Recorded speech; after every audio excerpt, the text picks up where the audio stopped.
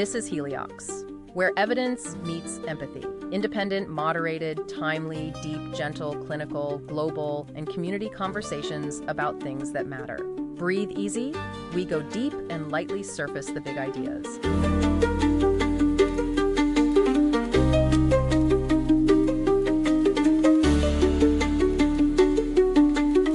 All right, everybody, get ready, because today we're going to take a deep dive into AI. Yeah. But this isn't just any AI, like a small little algorithm update. Right. We're talking about something big here. Yeah, this is huge. JanusFlow. JanusFlow. So what is it that makes JanusFlow so special? Well, JanusFlow is unique because it's a single model that can handle both image understanding and generation. So wait, hold on. Yeah. It's one AI. One AI. They can look at a photo and be like, oh, there's a cat. There's a dog they're playing. Yes, exactly. But then also be like, okay, write me a poem about a cat and a dog playing, and then turn that into an image. Exactly. That's exactly it. Oh. And this is a massive step forward from how we used to do things. AI models in the past were always very specialized. Yeah, like you had your image understanding AI over here, Right. and then your completely separate image generation AI over there. Exactly. Never the two shall meet. And this is really exciting because it has so much potential. So where did you first hear about JanusFlow? So, I found out about JanusFlow through an academic paper. Oh, very cool. Yeah, it's a really, really interesting paper. What's it called? It's called JanusFlow, a unified multimodal model. Catchy. Yeah. And when was it published? It was published on November 12, 2024. So fairly recent. Yeah, very recent. Okay, so unified multimodal model, like that. Yeah. But for anyone listening who maybe isn't super deep in the AI world, Right. can we break down those two tasks a little bit? Sure. Image understanding and image generation. What Right. do those actually mean? Let's start with image understanding. Okay. Imagine you show a picture to someone, Okay. and they can tell you what's in the picture. Right. They can point out the objects like, oh, there's a dog, there's a tree, Mhm. and they can maybe tell you what's happening in the picture. Yeah. Like, oh, the dog is running. Yeah. And they can maybe even understand the emotions that are being conveyed. Right, like the dog is happy Exactly. or the dog is scared. Exactly. So Right. that's basically image understanding. Okay. It's like the AI is seeing the world and understanding it. Okay, so the AI is seeing the world and understanding it. Yeah, just like we do. Okay, cool. And then on the other hand, you have image generation. Okay. And so this is where you give the AI some instructions, Okay. like a text description. Yeah. And it creates an image based on those instructions. So like all those cool tools online where you type in, a cat wearing a hat riding a unicorn. Exactly. And then boom. And then spits out a picture. Yeah. That's image generation. Awesome. So with JanusFlow, you have one model that can do both. Okay, so we've got one model that can understand what it sees, A and D, create new images based on what you tell it. Right. That's pretty wild. It's pretty amazing. But how does it actually work? Yeah. So there are a couple of key components here. Okay. So first you have the large language model, The LLM? the LLM, Yeah. The famous LLM. which you probably heard a lot about. Yes. Everyone's talking about LLMs these days. Yeah, they're everywhere now. So what's an LLM doing in JanusFlow? Well, think of it as the brain of the system. Okay. It's the part that understands language and can generate language. So it can read and write. Exactly. Got it. And these LLMs are trained on massive amounts of text data. So like all the books and articles and websites out there? So pretty much, yeah. Wild. And that's what makes them so good at understanding and generating language. Okay, so the LLM is like the conductor of the orchestra. Yeah, that's a great analogy. But a conductor needs musicians, right? Exactly. And in this case, the musicians are the visual encoders. Oh, the visual encoders. Yeah. So if the LLM is the brain, are the visual encoders like the eyes? You got it. Okay. But here's where things get interesting. Okay. JanusFlow actually has TW visual encoders. Two. Yeah. Why two? Well, other models have tried using one encoder for both image understanding and the image generation, Oh, okay. but they run into problems. What kind of problems? Well, imagine trying to read a book and write an email at the same time. My brain would explode. Exactly. Too much multitasking. It's too much for one system to handle. Okay. So JanusFlow has one encoder that's dedicated to understanding what it sees, Okay. and a separate encoder that's dedicated to creating new images. Ah, so it's like having two specialized teams, Right. one for reading and one for writing. Exactly. And that separation allows JanusFlow to be much more efficient and effective. So that's how it avoids getting its wires crossed. Exactly. Very cool. And then there's another key ingredient that makes JanusFlow so special. Ooh, what's that? It's called rectified flow. Rectified flow. Yeah, it's a bit of a mouthful, Yeah, it is. but it's essentially a new way of generating images. Okay, how is it different from the old way? So traditionally, AI models would build images pixel by pixel, Okay. kind of like putting together a puzzle. Yeah. But with rectified flow, it's more like smoothly transforming noise into the desired image. Transforming noise. Yeah, so imagine you start with a blob of digital clay, Okay. and then you gradually mold it into a masterpiece. Like a sculpt. Exactly. Oh, I like that. And the LLM is like the sculptor's hands. Okay. It guides the flow of that digital clay based on the text instructions it's given. That's amazing. Yeah, and this results in not just efficient generation, Okay. but also incredibly high-quality images. So it's faster, A&D better. Yeah, it's a win-win. I like win-win. Yeah. So we've got this two-headed AI with a brain for language and eyes for images, and it's all working together to understand and create. Exactly. I'm loving this, Yeah. but why should anyone listening care? Oh, there are so many reasons to care about this. Okay, hit me with your best shot. Okay, so imagine being able to search your entire photo library, Okay. not just by keywords, Yeah. but by complex descriptions. Okay, give me an example. Like you could say, find photos where I'm happy near a body of water at sunset. Whoa. And it would actually understand what you mean And find those photos. and find those photos. That's way more powerful than just tagging things with, like beach or sunset. Right. It's like the AI actually understands the content and the emotions within your images. So it's not just looking at pixels, it's like actually seeing the photo. Exactly. That's mind-blowing. It is pretty mind-blowing. Okay, what else? Or imagine creating a custom children's book illustration Oh, God. just by describing the scene to your computer. Like, hey, computer, I need a cute little bunny rabbit wearing a red scarf hopping through a field of wildflowers. Exactly. And boom, you have a beautiful illustration. I am sold. Yeah, it's pretty amazing. And those are just a couple of examples, right? Yeah, just scratching the surface. This could revolutionize everything. Oh, absolutely. From how we search for images Yeah. to how we create content, and who knows what other crazy applications we haven't even thought of yet. Yeah, there's so much potential here. I'm getting really excited just thinking about it. Me too. And I hear JanusFlow is already blowing the competition out of the water. Yeah, the results are really impressive. Okay, so let's talk about those mind-blowing results. Okay, so the researchers behind JanusFlow put it through a battery of tests. Okay.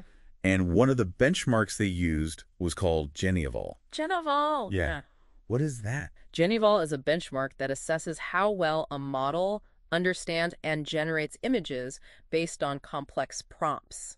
So it's like a test of both its artistic ability Right. and its comprehension skills. Exactly. Like it can't just spit out a pretty picture. No. It has to actually understand what it's being asked to create. And capture the nuances. Yeah, and the intent behind the instructions. Exactly. Okay, so how did JanusFlow do on this Genival thing? It did incredibly well. Like really well. Like blew the competition out of the water well. Wow, okay, colored me impressed. Yeah, it's very impressive. So it's not just a cool idea in theory? No. It actually worked. It actually works, and it works really well. All right, so what other benchmarks did they use? So another one they used was DPG Bench. DPG Bench. Yeah, and this one focuses more on generating images that accurately depict objects, attributes, and relationships. So like if you said, I want a picture of a cat sitting on a red mat with a ball of yarn next to it, Exactly. that has to get all those details, right? Exactly. And JanusFlow, again, exceeded expectations in both quality and semantic understanding. So it's not just about creating a pretty picture, it's about creating a picture that actually makes sense. Exactly. Well, And what's really remarkable is that JanusFlow achieved these results with a relatively compact LLM size. okay, back up a second. Yeah. You're telling me that this AI that's crushing these benchmarks Yeah. is actually using a smaller brain than some of the other models out there. Yes, exactly. How is that even possible? Well, it's a testament to the efficiency of the design. So it's like they've managed to pack a lot of power into a small packet. Exactly. That's pretty impressive. It's very impressive. So they measured this using a metric called, what was it? MGHQ FID 30K. MJHQ FID 30K. Yeah. All right, I'm going to be honest with you. Yeah, That sounds like gibberish to me. I understand. But I'm sure it means something to the AI experts out there. It does. It's a way of measuring how close the generated images are to real high-quality photos. So basically how realistic they look. Exactly. And JanusFlow scored really high on this. It did. Meaning it's producing images that are more realistic than other models, even those with bigger LLMs. Exactly. And it's doing so using fewer resources. So it's faster, leaner, and produces better results. Yeah, it's a pretty remarkable achievement. I'm speechless. Yeah, it's pretty incredible. Okay, so how did they manage to pull this off? Well, a big part of its success comes down to those two separate visual encoders. Ah, so that was a smart move. Yeah, it was a really clever design choice. To have one encoder for understanding Yeah, and one for generation. exactly. And they actually did an experiment to prove this right. They did. They compared JanusFlow's performance to models that use a single encoder for both tasks. Oh. And the results showed a clear advantage for JanusFlow. Okay, so it's not just a theory. Nope. It's actually proven to work better in practice. It's proven. Awesome. Yeah, it's really exciting. So those two encoders, they're really making a difference. They're key. Okay, but you mentioned something else earlier. Yeah. Something about representation alignment. Oh, yes. What was that all about? So representation alignment is all about making sure that the LLM, Okay. the brain of the system, Yeah. is on the same page as the visual encoder that's dedicated to image understanding. So it's like making sure that the brain and the eyes are seeing the world in the same way. Exactly. Okay, I get it. And the paper shows that aligning these representations led to a significant boost in the quality of images generated. Oh, wow. Yeah, especially when it came to handling those unique and imaginative prompts. So if a model has a clear and unified understanding of what it's seeing, A and D, what it's being asked to create, Yeah, it's more likely to produce images that are both beautiful and D relevant. exactly. That's fascinating. It's pretty cool. And you said this concept of representation alignment could have implications beyond just image generation. It could, yeah. So it's like this breakthrough isn't just about JanusFlow itself. Right. It's also about inspiring new ideas and techniques that could push the boundaries of AI even further. Exactly. And that's what makes this research so exciting. This is blowing my mind. It's pretty mind-blowing. Okay, so we've talked about the benchmarks. Yeah. We've talked about the technical details. Mm-hmm. But I have to know, Yeah. did they actually create any cool visuals with JanusFlow? Oh, they did. Okay, tell me more. They have a whole section in the paper dedicated to qualitative examples. So they actually show us what this thing can do. They do. Awesome. Yeah, and it's really the fun part of the paper. I bet. They gave JanusFlow all sorts of interesting prompts. Like what? Everything from detailed descriptions of scenes Okay. to abstract concepts Cool. to different artistic styles. Ooh, I'm picturing like a photorealistic image next to an impressionist painting next to a cubist masterpiece. Exactly. It's really amazing to see. You have to share some of these prompts with us. I will. I'm dying to know what kind of wild stuff they came up with. Okay, so one that really stood out to me was a lone figure in dark robes ascends worn stone steps towards a glowing light in an ancient temple entrance. Oh, that's good. And the resulting image is incredible. Like, what does it look like? It's so detailed, and it evokes a real sense of mystery and wonder. I'm picturing something straight out of an Indiana Jones movie. Yeah, it has that vibe. Very cool. Okay, what else? Another one that I thought was really interesting was a handsome 24-year-old boy in the middle with a sky-color background, wearing eyeglasses. It's super detailed with anime style. Whoa, that's very specific. It is very specific. Would it deliver? It absolutely did. Wow. The image is strikingly realistic, and it perfectly captures that anime art style. That is so cool. It's amazing. So you're telling me that we can now generate images Yeah. with this level of detail and artistic flair Yeah. just by describing what we want to see? That's the power of JanusFlow. It's like having an AI art genie at our fingertips. It really is. This is incredible. And these are just a couple of examples from the paper. Yeah. Imagine the possibilities when artists, designers, and creators of all kinds get their hands on this technology. It's mind-boggling. It is. It's like we're stepping into a world where our creative visions Yeah. are only limited by our imagination. Exactly. Yeah, I love That's that. pretty exciting. But obviously, this technology could have a huge impact beyond just art. Oh, absolutely. So where else could this be a game changer? Well, think about fields like architecture, Oh, yeah. engineering medicine, Okay. anywhere where visualization is crucial. Mm-hmm. Imagine architects designing buildings in a truly immersive 3D environment, Whoa. or doctors using AI-generated images to plan complex surgeries with incredible precision. Okay, my mind is officially blown. It's pretty amazing. This is some serious next level stuff. It is. But I have to ask, like, with any powerful technology, Right. there are potential downsides too, right? Of course. We've already seen how AI can be misused. So did the researchers address any of these concerns in their paper? They did touch on some of the potential challenges. Okay, so what did they say? Well, one area they highlighted was the need for responsible development and deployment of these models. Okay, so what does that mean in practice? It means that we need to be very careful about how we use this technology. Yeah. And we need to make sure that it's being used for good. So we can't just throw caution to the wind and be like, woohoo, AI can do anything. No, we need to be thoughtful and deliberate in our approach. And they specifically mentioned something about bias, right? Yes, they emphasize the importance of addressing potential biases that could arise during the training process. Oh, that makes sense. Yeah, if the data used to train these models contains biases, Yeah. then the AI itself could end up perpetuating those biases in the images it creates. So it's like if you feed the AI a bunch of images of doctors, Right. and they all happen to be men, Yeah. then the AI might start to think that all doctors are men. Exactly. And that could lead to all sorts of problems. Yeah, that's not good. So we need to make sure that the training data is diverse and representative. So it's all about feeding the AI a balanced diet of information, so to speak. Exactly. Okay, so that's how we can try to prevent bias from creeping in during the training process. Right. But what about after the model is trained? Yeah. How do we prevent misuse in the real world? That's a really important question, and it's one that researchers and policymakers are still trying to figure out. So there's no easy answer. No easy answers, but there are a few things that could help. Like what? Well, for one thing, transparency is crucial. Okay.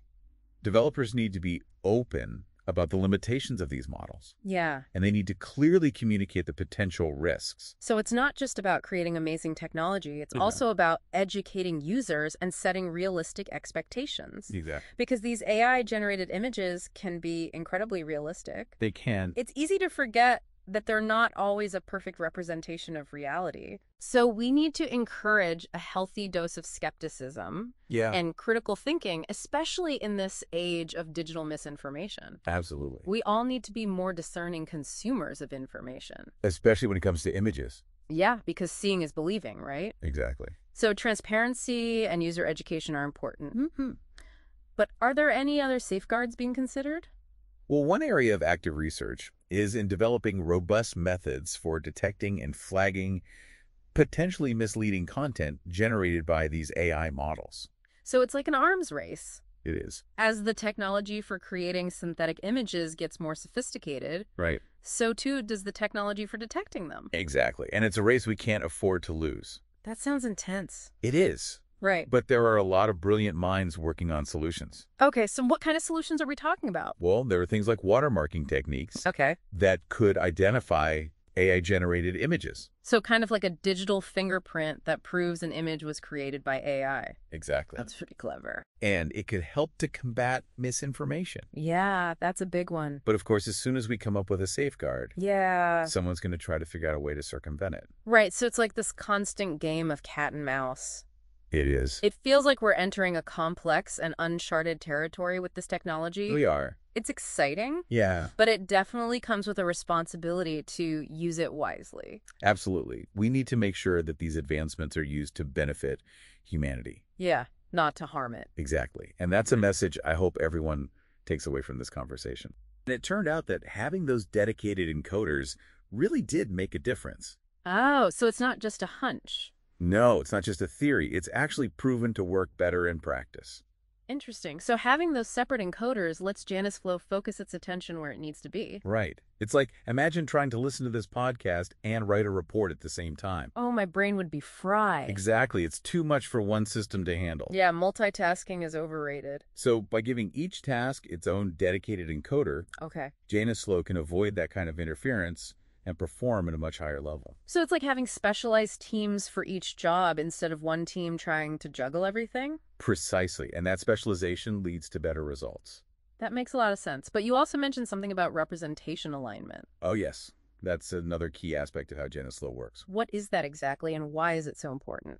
Well, remember how we talked about the LLM being the brain of the system? Yeah, the one that understands language. Right. Well, representation alignment is all about making sure that the LLM's understanding of images is in sync with the visual encoder that's dedicated to image understanding.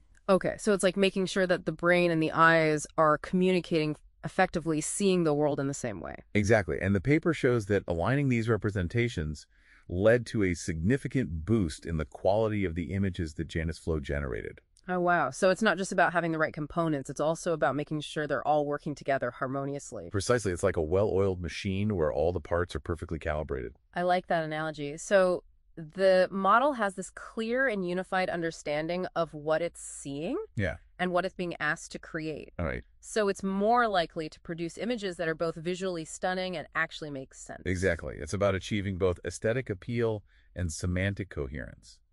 Okay, so JanusFlow is not just a breakthrough in itself. No, it's not. It's also inspiring new ideas and techniques that could push the boundaries of AI even further. And that's what makes this research so groundbreaking. This is so cool, but did they actually create any cool visuals with JanusFlow? Oh, they did. Okay, I need details. I need to know what this thing can do. The paper has a whole section dedicated to qualitative examples, and it's honestly the most fun part of the paper. I bet. Tell me more. They gave JanusFlow all sorts of interesting prompts, from detailed descriptions of scenes to abstract concepts and different artistic styles. So it's like they were really trying to push the limits of what this thing can create. Exactly. They wanted to see what kind of creative magic JanusFlow could conjure up. I love it. So what kind of wild stuff did they come up with? Well, one that really stood out to me was a lone figure in dark robes ascends worn stone steps towards a glowing light in an ancient temple entrance. Ooh, that sounds epic. And the resulting image is incredible. It's so detailed, and it evokes this real sense of mystery and wonder. Like something straight out of an Indiana Jones movie. Yeah, exactly. That's amazing. Okay, what else? Another one that caught my eye was a handsome 24-year-old boy in the middle with a sky-color background wearing eyeglasses. It's super detailed with anime style. Okay, that's a very specific request. It is very specific, but JanusFlow delivered. Wow. The image is strikingly realistic, and it perfectly captures that distinctive anime art style. It's incredible to think that we can now generate images with this level of detail and artistic flair simply by describing what we want to see. It's like having an AI art genie at our fingertips. This is mind-blowing, but obviously this technology could have a huge impact beyond just art. Oh, absolutely. So where else could this be a game changer? Well, think about fields like architecture, engineering, medicine, anywhere where visualization is crucial. Okay, I'm listening. Imagine architects designing buildings in a truly immersive 3D environment. Oh, that would be incredible. Or doctors using AI-generated images to plan complex surgeries with incredible precision. This technology has the potential to revolutionize so many industries. It really does. But like with any powerful technology, we have to consider the potential downsides as well. Of course. We've seen how AI can be misused. So did the researchers address any of these concerns in their paper? They did. They touched upon some potential challenges, and one area they highlighted was the need for ensuring the responsible development and deployment of these models. Okay, so what does that mean in practice? Well, it means that we need to be very careful about how we use this technology, and we need to make sure that it's being used for good. We can't just unleash it into the world without any safeguards. Exactly. We need to be thoughtful and deliberate in our approach. And they specifically mentioned something about bias, right? Oh, yeah, because if the data used to train these models contains biases, then the AI itself could end up perpetuating those biases. Exactly. And that could lead to all sorts of problems. Yeah, we definitely don't want that. So how do we prevent bias from creeping in during the training process? Well, one key strategy is to make sure that the training data is diverse and representative. So it's like creating a balanced and inclusive data set from the get-go. Exactly. The idea is to expose the AI to a wide range of perspectives and examples so it's less likely to develop or reinforce harmful stereotypes. That makes sense. So it's all about feeding the AI a balanced diet of information, so to speak? Precisely. But even with the best intentions, mistakes can happen. What about those unintentional biases that might slip through the cracks? That's where things get even more complex. And one approach is to actually build mechanisms into the models themselves that can help identify and flag potential biases. So it's like having a built-in ethics checker that can alert developers if the AI starts veering off course. That's a great way to put it, and it's an area of active research right now. It sounds like a really important area of research because even with those safeguards in place, there's still the human factor to consider. People can be unpredictable, and I'm sure some will try to exploit this technology for malicious purposes. That's a challenge that researchers and policymakers are grappling with right now. There's no easy solution. Mm. But some ideas being explored include things like watermarking techniques that could identify AI-generated images, making it harder to pass them off as real. So it's like an ongoing battle where as the technology for creating synthetic images gets more sophisticated, the technology for detecting them has to keep pace. Exactly. It's an arms race, but one that we can't afford to lose. This all sounds so complex, and there are so many different factors to consider. It's a reminder that AI development isn't just about the technical aspects. It's also about the ethical implications and the potential impact on society. We need to make sure that we're using this technology responsibly and for the benefit of humanity. Absolutely. And that's a conversation that needs to involve everyone, from researchers and developers to policymakers and the general public. This has been a really insightful discussion, and I think it's clear that we're just at the beginning of this journey with AI. We are. There's so much more to learn and discover. And so much more to discuss. But for now, I think this is a good place to pause. Okay. It's good. We'll be back soon to continue this fascinating conversation. I'm looking forward to it. Okay, so before we get too lost in all the amazing possibilities with JanusFlow, let's take a step back and think about the potential downsides again. Right. You said that the researchers talked about the need for responsible development and deployment. Mm-hmm. What exactly did they mean by that? Basically, just because we can create something doesn't always mean we should. Okay, that's a good point. So we really need to think about the impact of these powerful AI models. Yeah, and make sure they're being used for good, not for bad. Exactly. So what concrete steps can we take to ensure responsible use? Well, for starters, it all goes back to the data. Oh, the data we use to train these models. Exactly. It's like raising a child. Yeah. You know, if you expose them to negative influences, they're more likely to pick up bad habits. Okay, so the same goes for AI. Right? If we train these models on biased or incomplete data, they might generate images that reflect those biases. So we need to feed the AI a balanced and diverse diet of information. You got it. But even with the best intentions, mistakes can happen. Yeah, that's true. What about those unintentional biases that might slip through the cracks? That's a tough one. But one approach is to actually build mechanisms into the models themselves that can identify and flag potential biases. So it's like having a built-in ethics checker. Exactly. That can alert developers if the AI starts to go off course. Right, and that way we can try to catch those unintentional errors before they become a bigger problem. But even with all those safeguards in place, there's still the human factor to consider. Oh, absolutely. People can be unpredictable. Oh, yeah. And I'm sure some will try to exploit this technology for malicious purposes. That's definitely a concern. How do we prevent that? It's a challenge, for sure, but researchers and policymakers are working on it. Okay, so what kind of solutions are they exploring? Well, one idea is to use watermarking techniques Okay. that could identify AI-generated images. So that would make it harder to pass them off as real. Exactly. Okay, that could be helpful in combating misinformation. Yeah, that's one of the biggest concerns. But it also feels like a never-ending game of cat and mouse.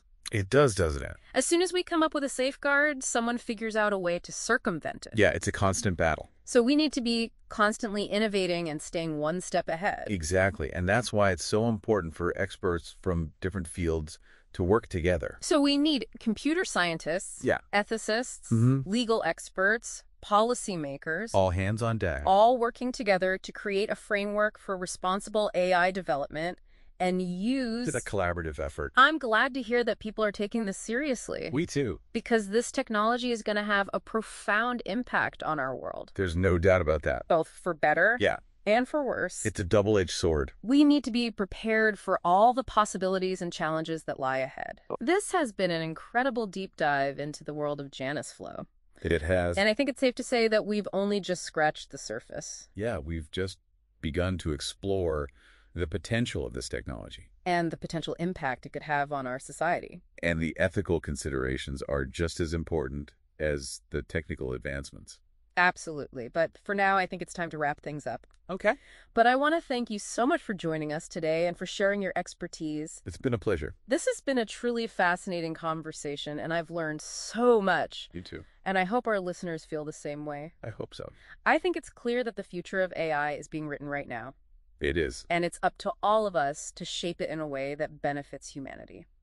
That's the key takeaway. So let's all stay informed, engaged, and responsible. Yeah, let's make sure we're using this technology for good.